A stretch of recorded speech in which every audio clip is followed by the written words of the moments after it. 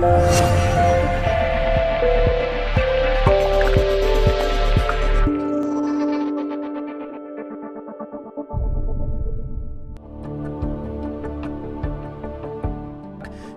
सेविका, कवि और वंचितों की आवाज उठाने वाली सावित्रीबाई ज्योतिराव फुले, जिनके जीवन और कृत्यों के बारे में अभी भी देश के बहुत सारे लोग नहीं जानते। यहाँ तक कि बहुत सारी महिलाएं भी इस बात से अनजान हैं कि अगर वे आज शिक्षित हैं, रोजगार के योग्य हैं, तो वो आखिर किसके प्रयासों के चलते हैं। सावित्रीबाई फुले का जन्म 3 जनवरी 1831 को पुणे से 50 किलोमीटर दूर पुणे के नैगांव में हुआ था।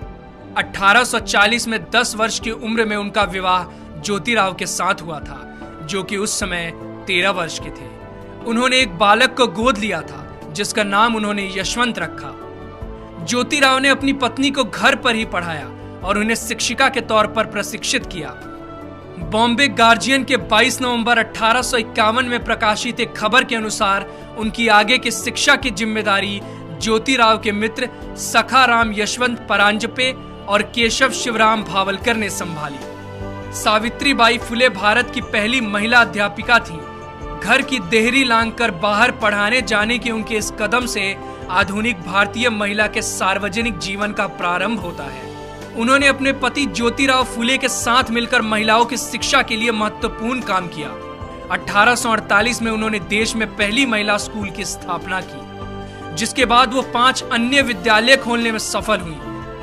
5 फरवरी 1852 के एक आवेदन पत्र के अनुसार लड़कियों के लिए पहले 3 स्कूल 3 जुलाई 1851, 17 नवंबर 1851 और 15 मार्च 1852 चिपलू नकरवादा, रास्तापेट और वेडलपेट क्रमशः शुरू किए गए। सावित्रीबाई फुले इनमें से सबसे पहले स्थापित स्कूल की प्रधानाध्यापिका थी।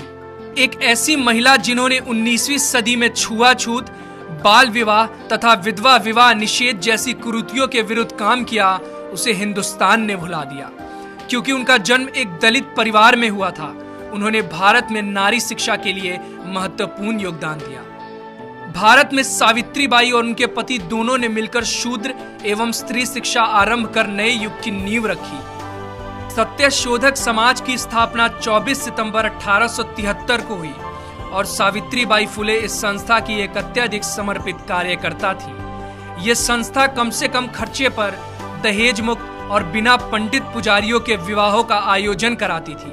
इस तरह का पहला विवाह 25 दिसंबर 1873 को संपन्न हुआ।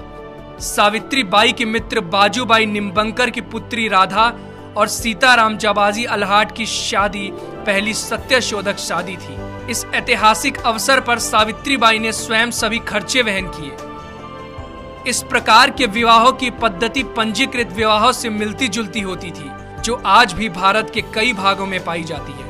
पूरे देश के पुजारियों ने इन विवाहों का विरोध किया और वे इस मुद्दे को लेकर कोर्ट में भी गए। फूले दंपत्ति को कठोर परेशानियों का सामना करना पड़ा, किंतु इससे वे अपने पद से विचलित नहीं हुए। 4 फरवरी 1889 को उन्होंने अपने दत्तक पुत्र की शादी इसी पद्धति से की। यह विवाह आधुनिक भारत में पहला अंतरजातीय विवाह था। सावित्रीबाई पूरे देश की महानायिका हैं। जब सावित्रीबाई कन्याओं को पढ़ाने के लिए जाती थी, तो रास्ते में लोग उन पर गंदगी, कीचड़, गोबर, विष्ठा तक फेंका करते थे, जिसके कारण वो एक साड़ी अपने थैले में लेकर चलती थी और स्कूल पहुंचकर गंदी हुई साड़ी को बदल लेती थी। महात्मा ज्योतिबा फुले की मृत्यु सन 1890 में हुई। तब सावित्रीबाई ने उनके अधूरे कार्यों को पूरा करने के लिए संकल्प लिया। अगले साल 1857 में प्लेग की भयंकर महामारी फैल गई। पुणे क्षेत्र में प्रतिदिन सैकड़ों लोग इस प्रकोप में मर रहे थे। सावित्रीबाई ने यशवंत को छुट्टी लेकर आने को कहा और यशवंत के लौटने पर उनकी मदद से उन्होंने सासने परिवार के खेतों में एक हॉस्पिटल खुलवाया। वे बीमार लोगों के पास जाती और खुद ही उनको हॉस्पिटल तक लेकर आती। हालांकि वो जानती थी कि एक संक्रामक बीमारी है, फिर भी उन्होंने बीमार लोगों की सेवा और देखभाल करना जारी रखा।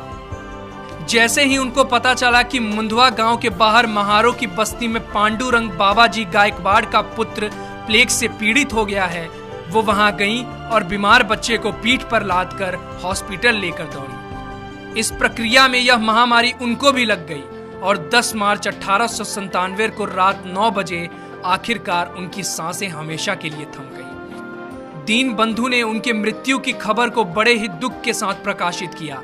जो लोग पीठ पर अपने पुत्र को बांधकर दुश्मन से लड़ती हुई लक्ष्मीबाई की बहादुरी का गुणगान करते हैं, उन्होंने इस महिला की बहादुरी को पूरी तरह से नजरअंदाज कर दिया है, जिसने अपनी पीठ पर लादकर एक बीमार बच्चे को बचाया। उनका पूरा जीवन समाज में वंचित तबके, खासकर महिलाओं और दलितों के अधिकारों के लिए संघर्ष में बीता।